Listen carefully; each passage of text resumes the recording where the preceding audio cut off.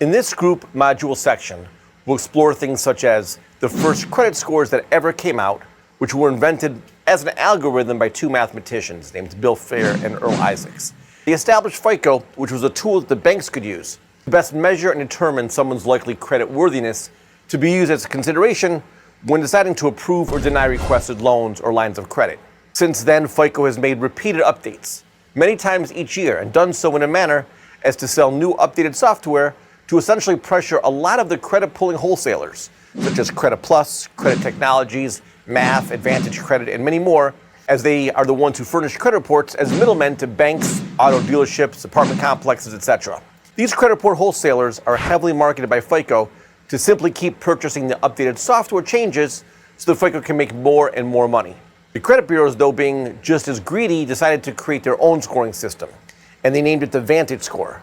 Both of their greedy ways are very similar in nature, but the credit bureaus have legally stolen a lot of credit pull money from FICO. The credit scoring usually varies only slightly, but the typical range is from scores that range in the area from 300 to 900.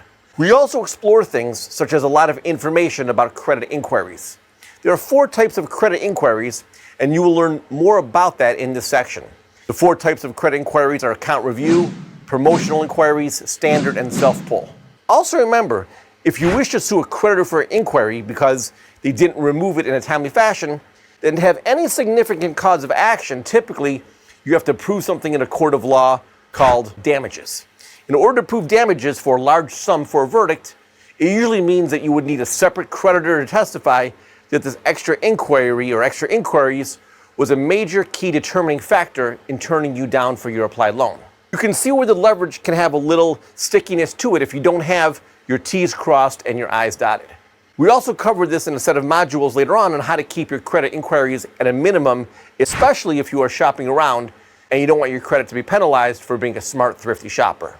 There's information in this section on how to go over and how to read credit reports and utilizing credit monitoring services. Reading a credit report is very simple, but you definitely want to familiarize yourself with key segment identifiers, including the account name, the date opened, account number, the name of the original creditor, the date of last activity, the reported high credit limit, the reported current balance, and the 24-month summary payment history underneath it, in which you can easily find discrepancies of information that is frequently reporting differently amongst the 3 bureaus in regards to any negative information, especially lates that report completely different in separate months from each other with the different bureaus. Being able to quickly distinguish things on an account that are obviously incorrect and are incomplete, inaccurate, unverifiable, etc. is great leverage when used with supporting documents, which we will address in more detail later on as well. The credit reporting and monitoring service that you use and subscribe to should be very clear and an easy-to-read format. We provide a discount link in your e-course for our favorite credit monitoring service. We detail several reasons as to why we feel that this is the best credit report, especially for credit repair services. For more credit, debt, foreclosure, and more great tips, subscribe to the channel